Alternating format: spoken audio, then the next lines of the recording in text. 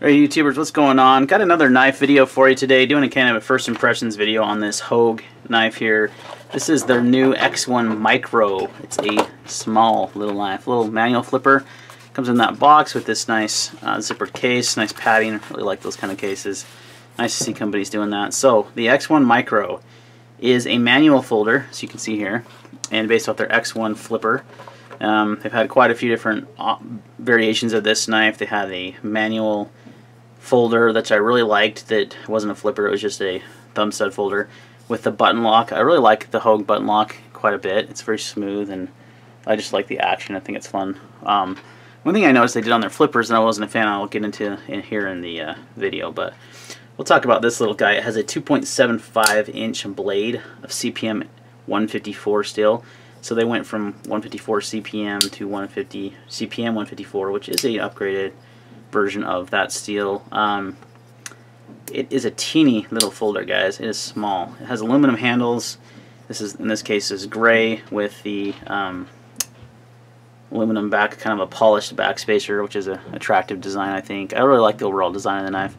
You have a clip here, which has a strange like wrap around here. I don't know. We'll go over the clip here in a minute. That's not my favorite feature of the knife, but overall, it's a smaller option that they were on to offer, under 3-inch blade for those that like the design but wanted to carry something smaller. So the give you a size comparison here to the small Sabenza, which is nearly the same size, but I'll explain in a minute why this knife feels way smaller to me. And here is the Shirogorov Neon Ultralight. Also a smaller knife, which is going to be a titch bigger, but feels way better in the hand. So let's just kind of go over that. So I like the Hogue went with a smaller knife on this, but one thing I'm not a huge fan of is how small they went. I think they could have done a 3-inch blade, 4-inch handle, and been fine. Kind of similar to what the small Sabenza is. Like I said, they look so similar in size when you put them next to each other, but I will tell you right now that the Sabenza fills the hand quite a bit better. And I think a lot of that is because how far up you can get on the handle versus the Hogue with the flipper tab. It pushes your hand back clear over here, so you're losing, you know, this chunk of handle right here. So for me, I can't get a full 4-finger grip on there, and I have medium-sized hands. I don't have like large hands by any means. So this is a pretty small knife. Good for EDC because it's so small and lightweight, but for me, it's just a titch too small. Overall quality is great. The flipping action is fantastic on this knife. One of my favorite things is how you'd think that's assisted or an automatic, if freaking how fast that just flies out of there. They've accomplished that with the detent, but you notice how it just stops right there. You can't shut the knife. It doesn't free fall. You have to actually overcome the detent there again to shut the knife. So kind of interesting. I don't know why they did that. The button locks that they've had before that are manuals, they don't have it. The only detent is here at the button lock. You can flip it open, then you can shut it real quick with the button lock, which I really liked that feature. I don't know why on their flippers they went with this. I don't know what's called an extra detent or what they did to accomplish this, but it just stops right there, and then you got to overcome that detent to even shut the knife. So flips out fantastic. Closing it is different. It's just a different motion. It's not hard to close. It's a one-handed knife. So you can see I'm having no issue doing that. So that's a little different. A little on the small side, like I mentioned. Now, I do love this jimping. This is totally the Hogue jimping that they had on their other folders, which I like quite a bit. The blade is a little smaller than I like to carry, also 2.75 versus a 3-inch blade. This knife's actually on loan from a buddy of mine. So you can check him out on Instagram at SharpDad, I want to say 33. I'll tell you right now. Yep, SharpDad33 on Instagram. He also has a YouTube channel. He does a few videos here and there under the same, I believe,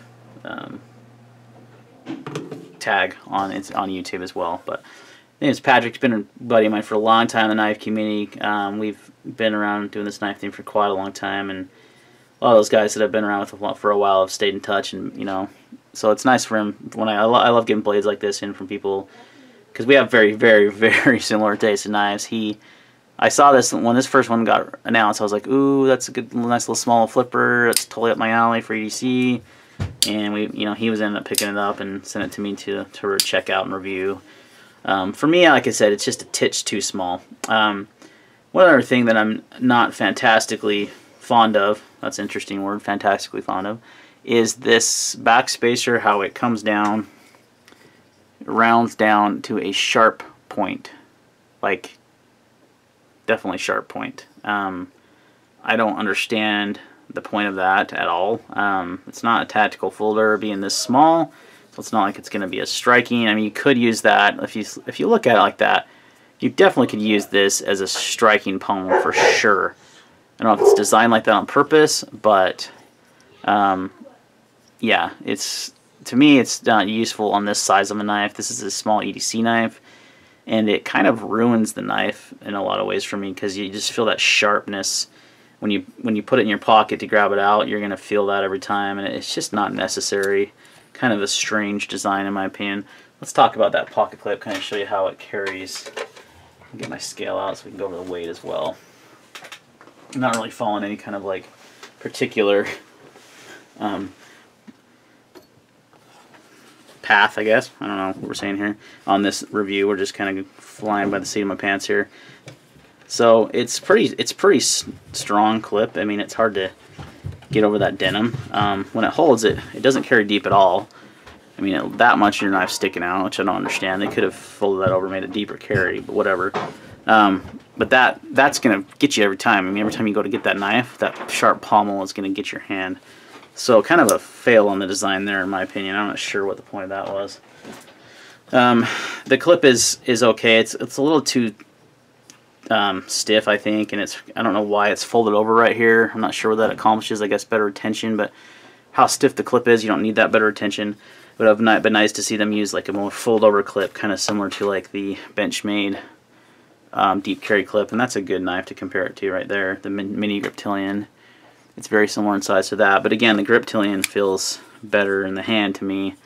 I think that's just because of the flipper. You can't, that flipper tab in the way, you're not really getting a choke up, and you don't have a choil up here, so you're kind of forced back on the handle, and it just feels a little too small for me. So overall, there's a few things I do like about. I like the snappy action, the flipping. The detent to come on the back end is kind of strange. The scales are nice. It's thin and slim and lightweight, so there's lots of good things about it. But the bad, unfortunately, on this one, it's 3 ounces, so it's super light. So a great little EDC knife. But for me, it's the two things that are a big deal breaker here are the size of the knife. I guess there's 3 things. The sharp pommel here on the back spacer just could have been rounded and been totally fine. And then the clip's kind of not my favorite part as well. Again, this is a matte gray aluminum frame. They do offer this in a few different colors, I believe. Let's see if we can find. Pretty sure that it comes in like a black, maybe in like a desert tan and green. That's just usually the kind of colors they do. I mean, Hogue's definitely known for building gun grips, and they're more in that tactical market. And so I think they were going tactical with this little guy, but a knife this size wouldn't be used as a tactical folder. This is an EDC knife, and they just kind of missed the mark on a few things. I do like the design of the handle. I like the clip, that it's reversible.